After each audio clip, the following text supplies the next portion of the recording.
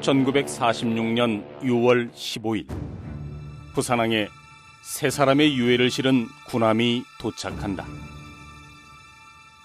유해의 주인공은 독립운동을 펼치다 일본에서 순국한 윤봉길과 이봉창,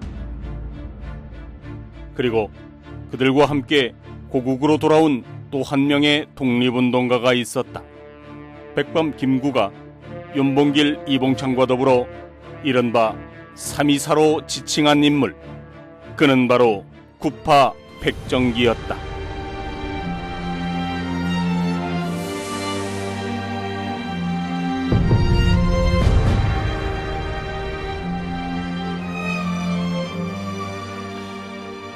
(1946년 7월 6일) 온 국민이 함께 슬퍼하는 대규모 국민장례식이 열립니다.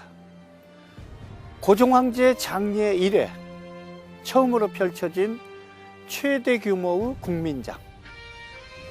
당시 거리에 나온 조문객만 무려 5만여 명에 달했다고 하는데요. 수많은 사람들이 그토록 애도를 표하고자 했던 고인은 바로 조선의 독립을 위해 목숨을 바친 3명의 독립투사, 이른바 삼의사였습니다. 일왕 암살을 위해 폭탄을 던졌던 이봉창, 도시락 폭탄으로 유명한 윤봉길, 그리고 또 한 사람, 바로 정읍 출신의 독립운동가 구파 백정기 의사입니다. 1905년 을사늑약 체결로 대한제국의 외교권이 침탈되자 온 나라에 항일의 불길이 치솟는다. 국가와 민족을 구하려는 의병운동은 독립운동으로 번져나가고 1919년 3월 1일 만세운동에 이르러 조선민중의 독립운동은 절정을 이룬다. 이에 일제의 탄압은 더욱 거세졌고 많은 독립운동가들이 국외로 나가 독립운동을 이어나간다. 나라 밖에서도 조국의 독립을 열망하는 애국 청년들의 의거가 잇따르는데 대표적인 의열투쟁이 바로 일본 도쿄에서 천황을 암살하려고 했던 이봉창의 의거와 중국 상해 홍커우 공원에 마련된 일본군 기념식장에 폭탄을 던진 윤봉길의 의거다. 그런데 이봉창의 의거 이전에 일본에서 천황 암살을 도모하고 윤봉길 의사가 폭탄을 던진 그날, 그곳에서 똑같은 폭탄을 던지려고 했던 또 한 명의 독립투사가 있었다. 그가 바로 구파 백정기다. 알려져 있는 것이 되지 않았어요.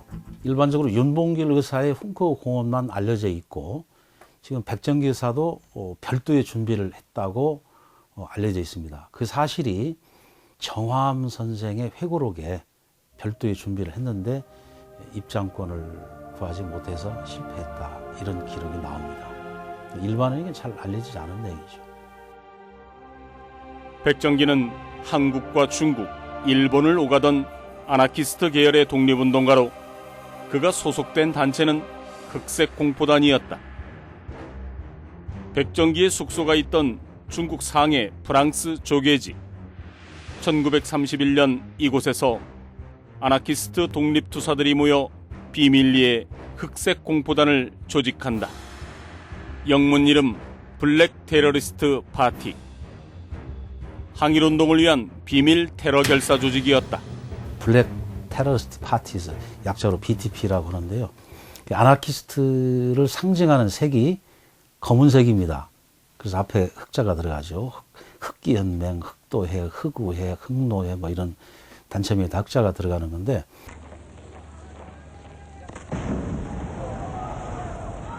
아나키스트 독립운동단체 흑색 공포단은 일제의 주요 인물을 암살하고 일본 영사관 건물을 파괴하는 등 과격 항일투쟁을 벌이며 일제의 간담을 서늘하게 만들었다.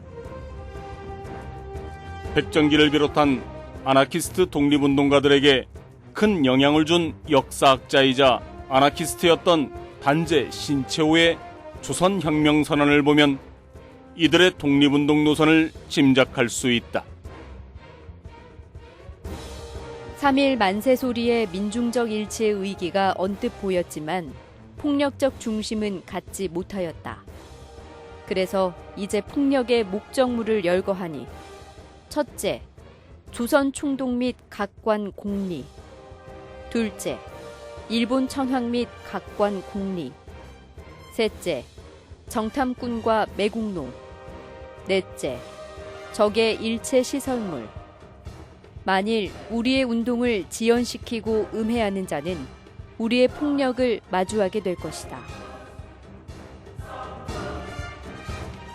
흑색 공포단의 핵심 단원으로 활동한 백정기. 그가 전면으로 부각된 건 6.3정 의거에서였다. 1933년 백정기를 비롯한 흑색 공포단원들에게 첩보가 입수된다. 일제 고위 관료들이 고급 요리집인 6.3정에서 비밀회의를 갖는다는 것이었다. 6.3정 의거가 이제 1933년에 있었는데요. 그 주중 일본 공사 아리요시 아키라. 아리요시 아키라가 6.3정에서 중국 국민당 내부의 국민당 부패 분자들에게 회유 자금을 주기 위해서 6.3정에서 만난다는 이런 고급 정보를 입수하고 이때에 아리요시 아키라를 암살할 계획을 세웁니다. 흑색 공포단 단원들이 전부가 다 자원을 하게 되니까 누구 한 사람 뽑아야 될 거 아닙니까? 그래서 그 아리요시 아키라의 한자 이름 있을 유자를 함에 넣어서 12명이 뽑기를 합니다. 근데 그 뽑기에서 이제 백정기 의사가 뽑게 되고 이 의거의 조력자로 이강훈을 지목을 합니다. 백정기는 이강훈, 원심창과 함께 밤낮 없이 폭탄 투척을 연습하며 치밀하게 거사를 준비한다. 백정기가 폭탄을 던지고 나오면 추격하는 경찰들을 이강훈과 원심창이 총으로 저지한다는 계획이었다. 드디어 거사 당일인 1933년 3월 17일 백정기는 동지들과 함께 6.3정으로 향한다. 나의 구국 일념은 첫째, 강도 일제로부터 주권과 독립을 쟁취하며 둘째는 전 세계 독재자를 타도하여 자유평화 위에 세계 일가의 인류공존을 이룩함이니 외적 거두의 몰살은 나에게 맡겨주시오. 하지만 계획이 사전 유출되면서 백정기는 손쓸 새도 없이 일경에 붙잡히고 결국 6.3정 의거는 실패하고 만다. 일본 군 장성과 중국의 친일파들이 연회장에서 모여서 회의를 하는데 그곳에 가서 일본 장성들을 전부 몰살하기 위해서 들어가다가 일본 경찰에 주위에서 경비를 쓰는 일본 경찰에 잡혀서 일본 나가사키 형무소에 수감을 시키고 거기에서 재판을 받았습니다. 6.3정 의거는 당시 조선과 일본 내에서도 관심이 뜨거웠다. 비록 거사 직전 발각됐지만 의거 소식만으로도 조선인들의 항일의식을 고취시키기에 충분했다. 일본으로 압송된 백정기. 그는 나가사키 지방재판소에서 무기징역을 선고받고 1934년 6월 5일 옥중에서 순국한다. 그의 나이 39이었다. 항일혁명 투사로 6.3정 의거 최선봉에 섰던 구파 백정기. 그는 부안군 동진면에서 태어나 7살 무렵 정읍시 영원면으로 이사해 온다. 정읍시 흑암동에 자리한 영주정사. 이곳은 조선 후기 유학자 박만환이 후학양성을 위해 지은 강당으로 백정기가 15이 되던 해 후학문을 배우기 위해 찾은 곳이다. 합방이 되던 당시의 나이가 15살이었는데 이때 가까운 그 영주 정사에서 구 학문을 배우고 영주 정사에서 만났던 분들이 바로 인천 김성수입니다. 그리고 28 독립선언의 선언문을 낭독했던 근촌 백관수 선생과 영주 정사에서 동문 수학을 하게 되는데요. 이후에 신학문을 배우기 위해서 창평에 있는 영학수옥, 뒤에 이름을 창흥의수로 바꿉니다.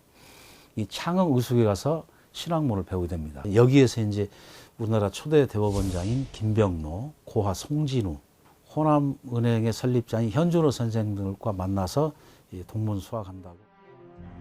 백정기는 영주정사와 창흥의숙에서 공부하며 당대 전라도를 대표하던 지식인 부유층과 교류하는데 이들 중 몇몇은 훗날 백정기에게 독립자금을 건네며 독립운동을 돕는 조력자로 자리한다. 고이석 형님한테 쓰신 친필 한 가지가 유일한 하나의 분입니다. 같이 동문수학을 했던 분이에요. 장성에 있는 고이석 형님도 독립자금을 얼마니 마련할 수 있으니까 돈 70원만 희석 형님 준비해 주시면 수일세에 제가 내려가서 뵐 수 있도록 하겠습니다. 그래서 고이석 형님한테 독립자금을 마련을 해서 중국, 상해, 만주, 심향, 일본, 또 서울에 와서 이렇게 독립운동을 했다. 그러던 1915년 겨울, 백정기가 조선 부녀자를 괴롭히던 일본 순사를 폭행하는 사건이 발생한다. 공부를 마치고 19살 때 갈선마을이라고 여기서 한 200m 되는 그 지점에 거기에서 분개를 해서 그렇지 않아도 일본이 너무나도 수탈을 해가고 노동을 착취하고 하니까 옛날에 우리 자랄 때 어린아이가 울면 순사 온다면 울음도 뚝 끊쳤어. 그렇게 유세당당한 일본 경찰을 두들겨 팼으니 집에서 어떻게 살겠어요? 살지를 못하죠. 폭행 사건으로 유시찰 체포 대상이 된 백정기는 서울로 상경해 독립운동에 뛰어든다. 3.1 만세운동 이후 평화적인 방법보다만 일제 직접적인 행동을 하기로 결심한 백정기 의사. 이런 그 선택은 일경의 추격을 받게 되는 결정적인 계기가 됩니다. 하지만 평소 행동하는 독립운동가들과 함께 일제 직접적인 타격을 주는 독립운동을 펼치고자 했던 백정기는 본격적인 한일 무장투쟁을 준비하기 위해 당시 독립운동의 거점지였던 중국으로 건너갑니다. 1923년 8월 영주정사 설립자인 박만환 선생의 아들이자 백정기의 동문 박순규는 자신의 전답 3만 평을 담보로 당시로서는 거금 3,500원을 차용한다. 그리고 며칠 후 백정기, 최동규 등과 함께 일본 도쿄로 건너가는데 박만환 선생의 아들이 금둔 박승규라고 하는 분이 있는데요. 그 아들인 박승규 선생과 함께 영주 정사에서 동문 수학을 합니다. 근데 이분이 바로 백정기 의사의 항일 투쟁의 조력자입니다. 당시는 이제 육혈포라고 하는데 지금의 권총입니다. 권총을 사서 독립운동을 돕고 식객으로 위장을 해서 일제의 감시막을 피하게 해주기도 하고, 이 결정적인 것은 박승규 선생이 소유하고 있던 토지를 근저당 설정을 해서 일본 천황 암살을 위해서 일본으로 건너갑니다. 천황 암살을 위해 일본에 건너간 백정기. 그곳에서 아나키스트로 잘 알려진 박열과 만나 거사 계획을 논의한다. 하지만 박열이 곧 체포 구금되고 일본 관동 대지진으로 조선인들이 학살당하면서 백정기는 천황 암살을 포기하고 조선으로 돌아온다. 뜻을 이루진 못했지만 백정기는 일본에 머무는 동안 권력과 폭압을 부정하고 개인의 자유를 존중하는 사상인 아나키즘에 매료된다. 안은 없다라는 뜻이고, 나키를 이제 한 거는 지배라는 뜻이에요. 아나키는 그러니까 지배하는 사람이 없는 거다. 아나키즘은 지배하는 사람이 없는 주의. 1800년대 중반 이후에 나타나기 시작했는데요. 특히 자본주의가 이렇게 발전돼 가는 과정에서 인간 불평등이 기본적으로 사유재산의 인정, 즉 재산 소유를 인정함으로써 불평등이 생긴다고 보았고, 아나키즘을 주장하는 이 사람들은 개인의 자유를 주장을 하면서 어떤 권위를 부정하는 거예요. 민족주의 사학자 신채호는 물론 최근 영화로 많이 알려진 약산 김원봉이나 박열 또한 백정기와 같은 아나키스트 계열의 독립운동가들이었다. 그들은 일제를 상대로 무력항쟁을 펼치는 한편 소수 권력자에 의한 정치가 아닌 일반 민중들이 직접 참여하는 자주독립적인 민주공화국을 꿈꿨다. 근데 무정부주의라는 단어는 이 아나키스트들이 일본 천황제를 공격하니까 번역할 적에 무정부, 부정적인 의미가 있는 거예요. 무정부라는 것 자체가 벌써 혼란, 혼돈 이런 의미를 갖고 있잖아요. 하지만 이런 아나키스트들의 생각은 사회주의로 오인받으며 배척당하기도 한다.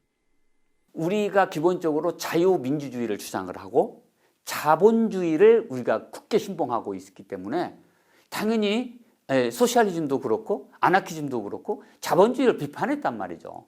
사회재산 제도를 인정하지 않는다? 원래 그 사회주의가 그렇게 출발한 거거든요. 아나키즘도 똑같습니다. 개인의 소유를 부정하면 이게 조금 뭐라고 그럴까, 좀 죄악시되는 그런 시대가 있었잖아요. 아나키스트가 된 백정기는 1924년 다시 중국 북경으로 향한다. 그곳에서 그는 독립운동의 스승격인 우당 이회영을 만난다. 그는 신흥무관학교를 세운 인물로 아나키스트 독립운동가들 중 핵심 인사였다. 우당 이회영 등과 함께 제중국 조선무정부주의 연맹을 결성한 백정기는 더욱 적극적인 독립투쟁을 전개한다. 폭력 테러리즘에 기반을 둔 그는 일제의 타도를 위해선 수단과 방법을 가리지 않았다. 의엘 단원들과 공조해 밀정을 암살하는 일에 나서는 한편 1930년 상해에서 조직된 흑색 공포단 단원으로 중국 내 일본 기관들에 대한 파괴 공작을 추진한다. 하지만 1933년 3월 17일 일본 수뇌부를 암살하려던 6.3정 의거가 실패로 끝나면서 치열했던 백정기의 독립운동도 막을 내린다. 그는 재판장에서 모든 거사는 자신이 주도했다고 강조하며 젊은 동지들을 감싼다. 결국 무기징역을 선고받는 백정기. 그는 힘겹게 옥중 생활을 이어가면서도 조국의 독립을 열망한다. 나는 몇 달을 더 못 살겠다. 그러나 동지들은 서러워 말라. 내가 죽어도 사상은 죽지 않을 것이며 열매를 맺는 날이 꼭 올 것이다. 형들은 자중자애하여 추록한 후 조국의 자주독립과 결의의 영예를 위해 지금 가진 그 의지, 그 심경으로 매진하기 바란다. 결국 백정기는 바라던 광복을 보지 못하고 1934년 옥중에서 순국한다. 그리고 그의 바람처럼 일본 땅에 묻힌 지 12년 만인 1946년 그토록 바라던 고국으로 돌아오게 된다.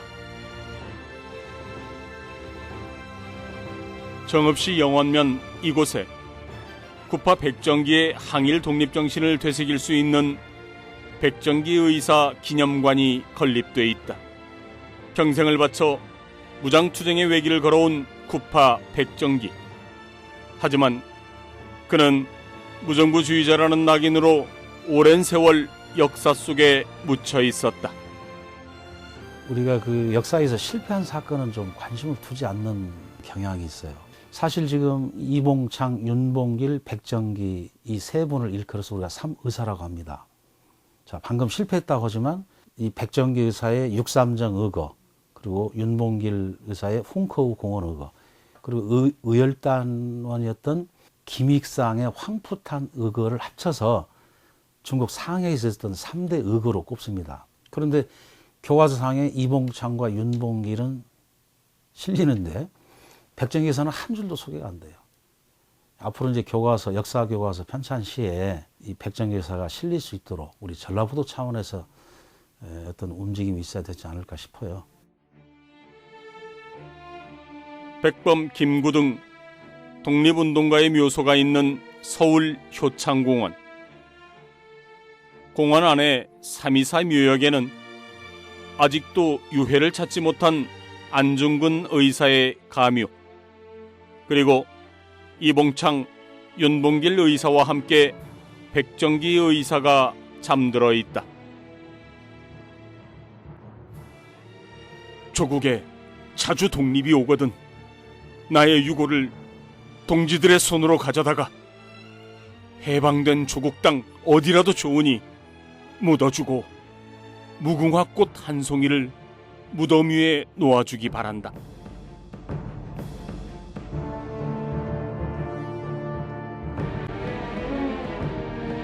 행동하는 항일 투쟁을 통해 조국의 완전한 독립을 이루고자 했던 구파 백정기. 그는 일제의 정면으로 맞서 타격을 가하는 무장투쟁이야말로 독립을 쟁취할 수 있는 최선의 방법이라 여겼습니다. 살신성의를 실천한 혁명가 구파 백정기. 우리가 기억해야 할 자랑스러운 독립투사입니다.